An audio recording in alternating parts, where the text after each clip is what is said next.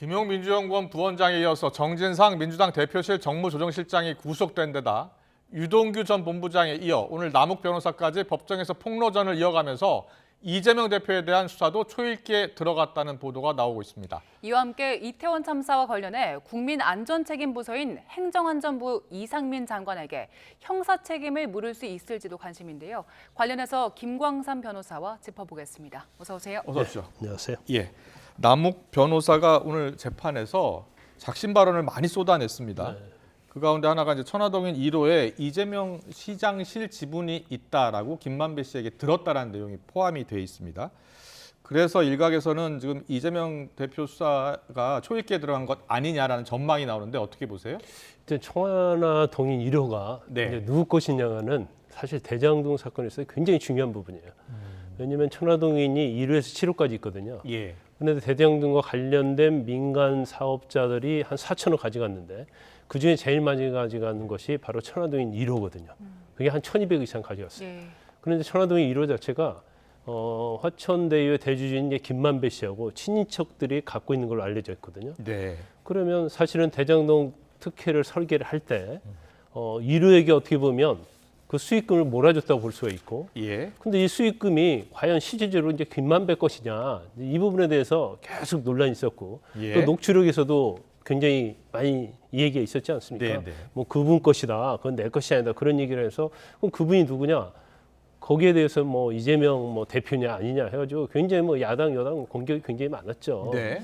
이제 그래서 천화동인 1호의 실소유주가 누구냐에 대해서는 제일 잘 아는 사람은 바로 유동규, 남욱, 정영학, 뭐 정민영 그런 변호사들이라고 볼 수밖에 없어요. 예. 그런데 사실 뭐 야당이나 아니면 뭐 김용 부원장, 정진상, 이재명 대표 측에서는 이건 전혀 아니다. 그리고 이미 지난 문재인 정부 때 검찰이 이건 유동규 전 본부장 거라고 그렇게 못을 박았거든요.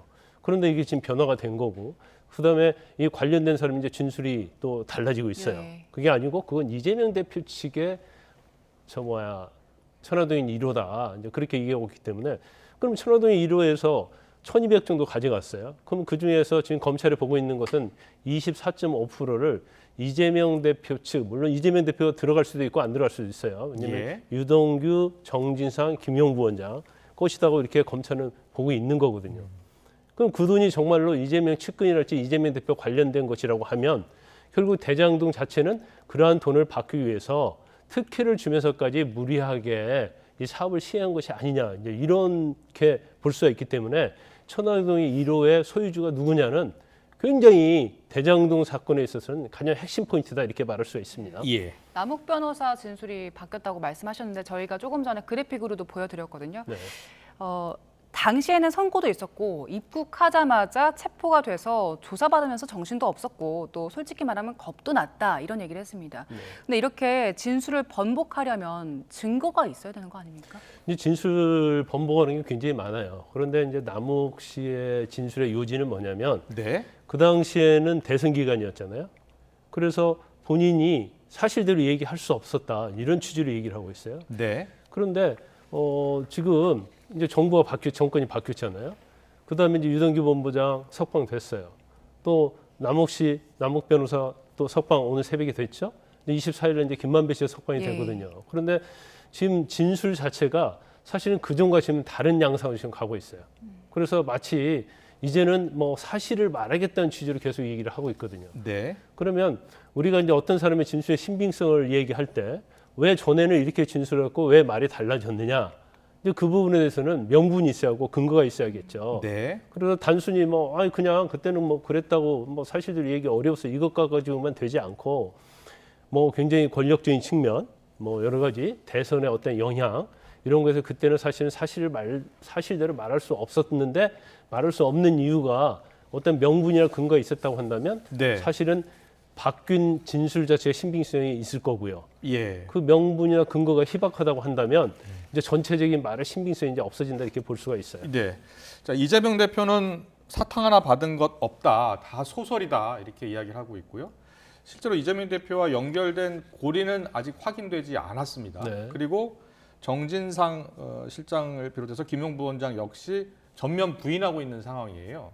그런데 줬다는 사람은 줬다고 하고 또 이쪽에서는 부인을 하고 있습니다. 그럼 검찰이 어떻게 이것을 증명하고 법원에서 인정을 받아야 되는 거예요? 근데 그 자체는 이게 범죄 혐의가 예. 지금 관련된 검찰에서 이재명 대표의 수사원 혐의가 여러 개거든요. 예. 대장동 유래, 뭐 성남 FC, 또 쌍방울 변호사 대납, 이제 크게 보면 한 4가지 볼 수 있어요. 예. 그런데 지금 이재명 대표와 어떤 연결고리 자체는 지금 최근에 문제가 된 김용부 원장이 이제 8억 4,700만 원 정치자금법 위반으로 구속이 됐고 그 가져갔다고 그러잖아요.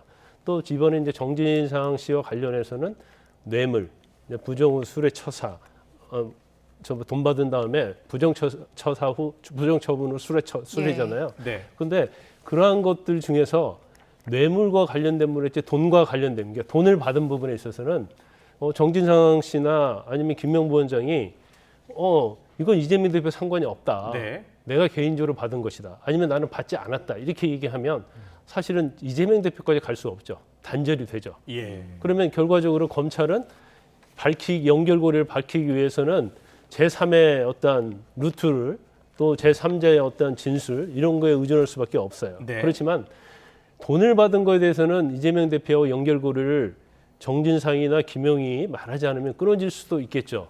그런데 대장동 개발과 관련된 것에 있어서 초과이익 환수 조항이랄지 민간 사업자에게 특혜를 줬다랄지 유래도 마찬가지겠죠. 그런 부분은 정진상, 김용 말고도 관련된 사람이 굉장히 많죠. 그렇기 때문에 이 부분에 대해서는 사실은 무조건 부인한다고 그래서 연결고리가 끊어질 부분은 아니다. 검찰이 아마 다른 사람들, 관련된 사람들 다 조사를 할 겁니다. 자, 이재명 대표 입장에서는 어떻게 방어를 할 겁니다. 네. 어떻게 대응할 것으로 예상하세요?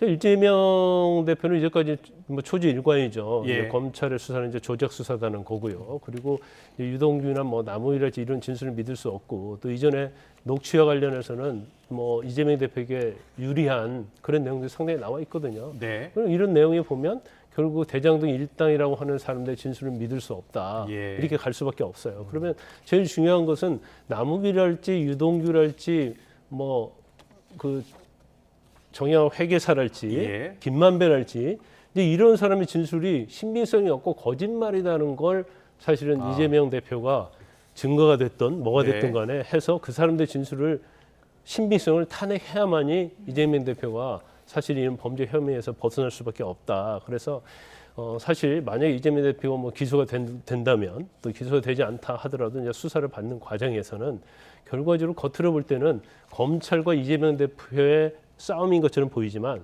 실질적으로는 이재명 대표 측하고 예. 대장동의 민간 사업자라고 할 수 있는 남욱 유동규와의 어떤 1대1 싸움이다. 그래서 여기서 승리하느냐 승리하지 못하느냐에 예. 따라서 굉장히 결과가 바뀌어질 수 있다는 거죠. 알겠습니다. 저희 이태원 참사 관련 내용도 좀 짚어보겠습니다. 경찰청 특별수사본부가 지금 압수수색도 하고 소환 조사도 하면서 수사에 속도를 내고 있는데 네.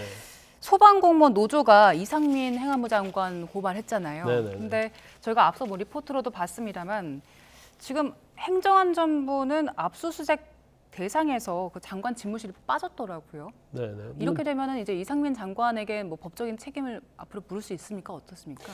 일단 이상민 장관에 대해서 이제 법적 도의지 책임은 있죠. 그렇기 때문에 뭐 사퇴를 해야 한다는 그런 여론도 굉장히 많지 않습니까? 예. 그런데 이제 법적인 책임은요 굉장히 좁고 엄격해요.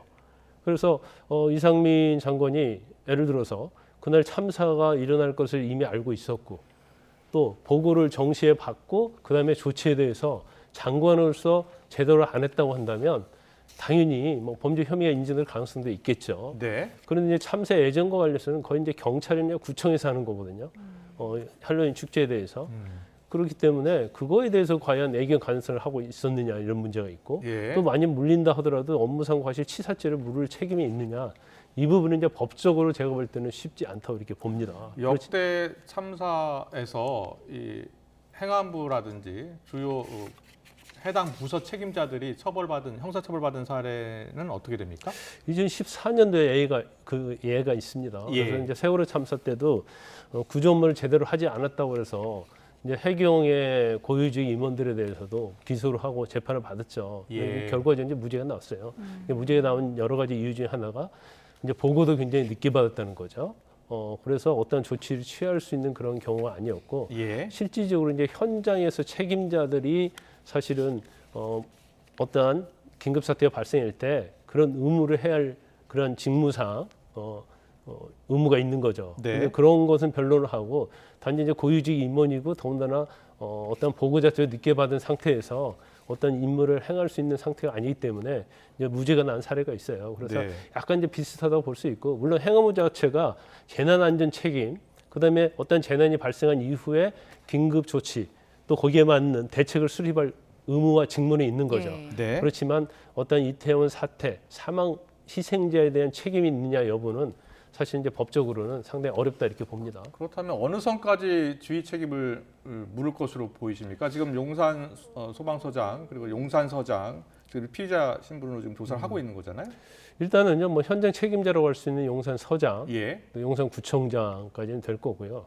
그다음에 아마 높게 올라가면 이제 서울경찰청장까지 갈 수 있을 것 같아요. 왜냐하면 서울경찰청 같은 경우에는 미리 용산서에서 기동대를 요청했다는 거 아니잖아요. 예. 그렇지만 여러 가지 뭐 여력이 안 된다는 이유로 이걸 거절을 했기 때문에 그럼 충분히 인식할 수 있었음에도 불구하고 예. 또 기동대를 투입했으면 사고를 막을 수 있었음에도 불구하고 이제 그러한 조치를 하지 않았기 때문에 예. 그 부분에 대해서는 이제 법적 책임이 뭐 있다 이렇게 확정할 수는 없지만 있을 가능성이 거기까지는 있을 수 있다. 네. 그렇지만 이제 법적인 측면을 엄격히 따져 보면 실질적으로는 현장에 책임 있는 사람들이 법적에 책임질 수밖에 없어요. 근데 만약 현장에 있는 사람들만 책임을 지면 굉장히 비판이 있을 거예요. 네. 결국 꼬르자르기 아니냐 이제 이런 논란이 있을 수 있기 때문에 이제 경찰이나 추후에 경찰에서 수사를 한 다음에 검찰에 송치를 하면 또 이제 검찰이 어떻게 판단할지 이제 그 부분을 지켜봐야 합니다.